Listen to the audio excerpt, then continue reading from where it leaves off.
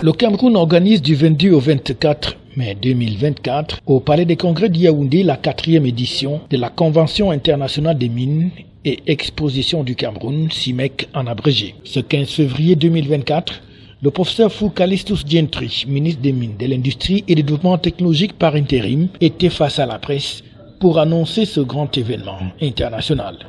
La 4e édition de la Convention internationale des mines et d'exposition du Cameroun, CIMEC. Ensuite, les conseils des ministres des pays de l'Organisation des États d'Afrique, du Caraïbes et du Pacifique, OIACP. Il est important de savoir que CIMEC, autrefois intitulé Conférence internationale des mines et exhibition du Cameroun, est dorénavant dénommé Convention internationale des mines et expositions du Cameroun.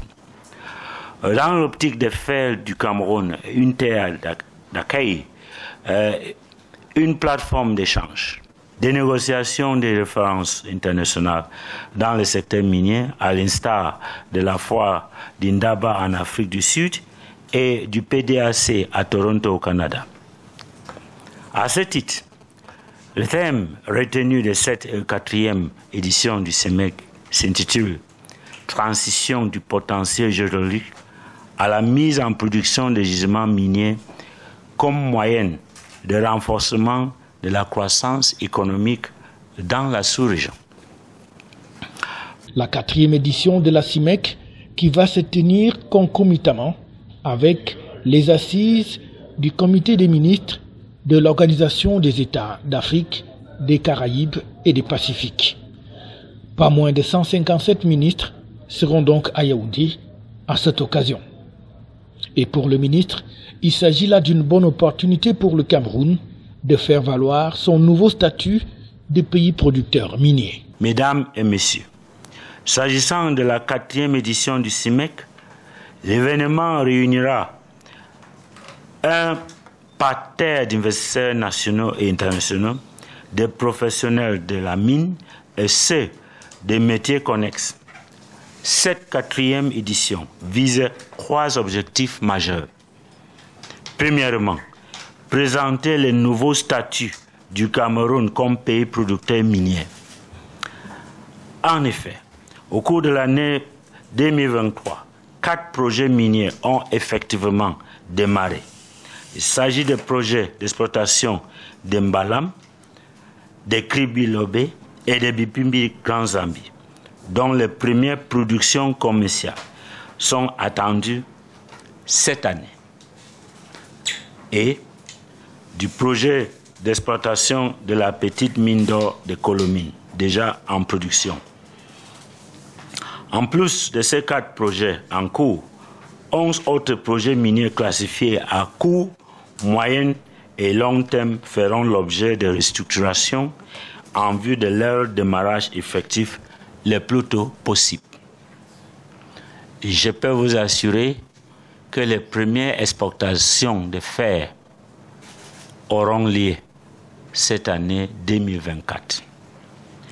Deuxièmement, faire de Yaoundé un nouveau centre de négociation de financement de projets miniers au regard de ses atouts qui sont son fort potentiel minier, le bilinguisme de sa population et sa position géographique unique et privilégiée. La Convention internationale des mines et exposition du Cameroun, qui réunit donc les professionnels de ce secteur, mais aussi les investisseurs du monde entier, est une plateforme d'échange, de discussion et de rencontres B2B pour la signature des conventions de financement dans les projets miniers.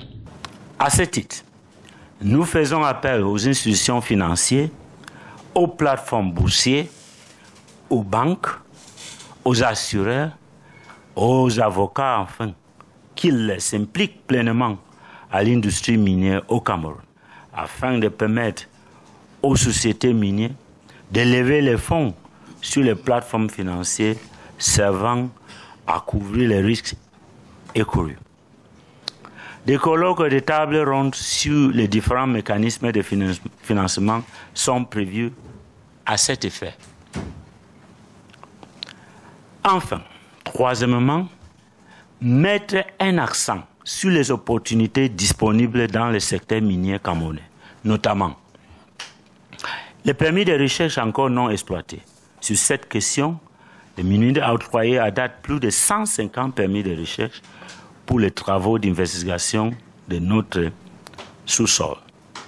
Ici, je veux dire, à travers l'organisation de cette 4e édition de la CIMEC, le Cameroun voudrait donc ainsi mettre au vu du monde tout le potentiel dont il regorge, avec notamment 4 projets qui sont déjà en cours de réalisation dans le domaine minier et 11 autres qui sont dans un pipeline qui va leur permettre d'être implémentés dans un délai court, moyen ou long, avec à la clé des retombées considérables, notamment en termes d'emploi, en termes de revenus pour l'État, mais aussi en termes d'infrastructures. FH News, votre télévision.